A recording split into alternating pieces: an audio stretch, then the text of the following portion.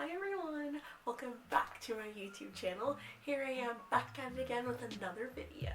Today's video is going to be one of my firsts on USA versus UK. It's going to be a little bit of an explanation as to why I am Nikki Page, a US girl in a UK world, how I got here, and the biggest kind of similarities and differences that I've noticed since being here, and just some things that I think everyone should know before making the journey over and visiting, studying, living, traveling, you name it. So yeah, why don't we get started? As usual, I made my list because I always have a list of the things I want to talk about just to keep myself organized, or else I will ramble, and I will ramble anyways because it's just in my nature to do that. How am I here and what the heck am I doing?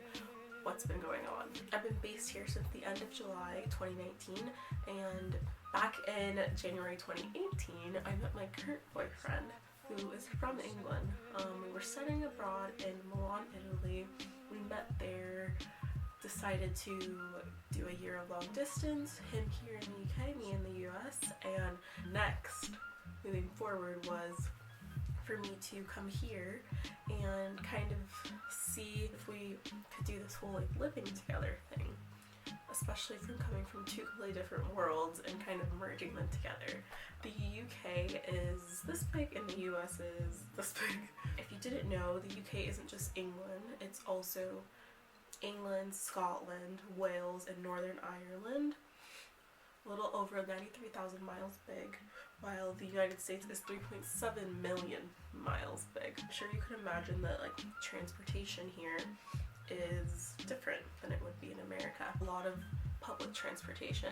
People have cars to get around and things like that, but so many rely on just public transport, like the tube, like the trains, buses, things like that, you name it. It can be expensive if you're in a bigger city, but often it's so much easier to just get around in just going on the metro, which is the same in America. Like if you live in New York or Boston, what's the point in having a car? You don't even need it. If you live in like North Carolina, like my mom does right now and I did, then you need a car to get around, or else like there's no way you can get on anywhere and really function in your day. So I think that diversity is such a big drive for where I like to settle and like find myself for long periods of time.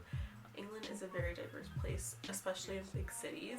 In smaller cities, not so much, like currently where I'm based at the moment, but it's the same at home. If you live in a smaller city, it's probably going to be a lot more contained to like one specific type of people or a group of people, whereas if you live in a bigger city or a place with a college town or something like that, you have so much more diversity. And I would say that's so much about London, which is only like a little over an hour away. There's people from all over the world, just like America.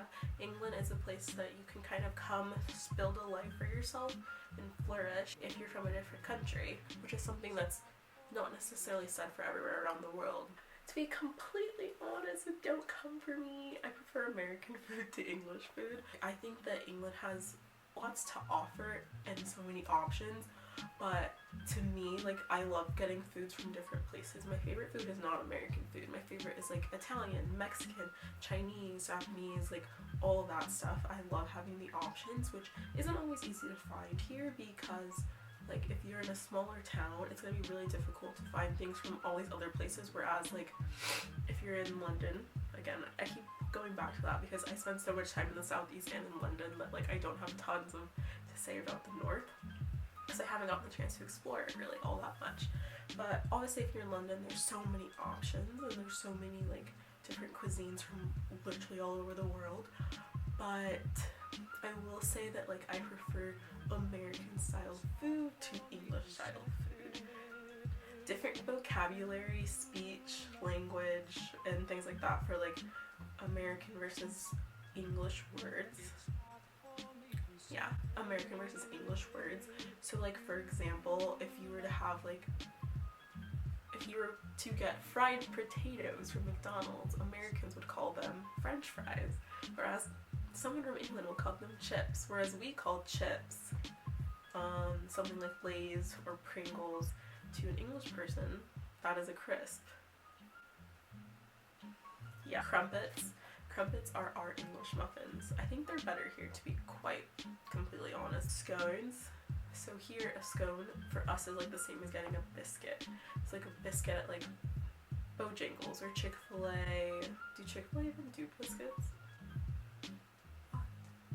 Don't know. A scone for us would be a biscuit. Here, a biscuit is a cookie for us. So like if you have an Oreo, that's a biscuit. Everyone always says that Americans are super annoying, like drunk people, because we turn 21 and go wild.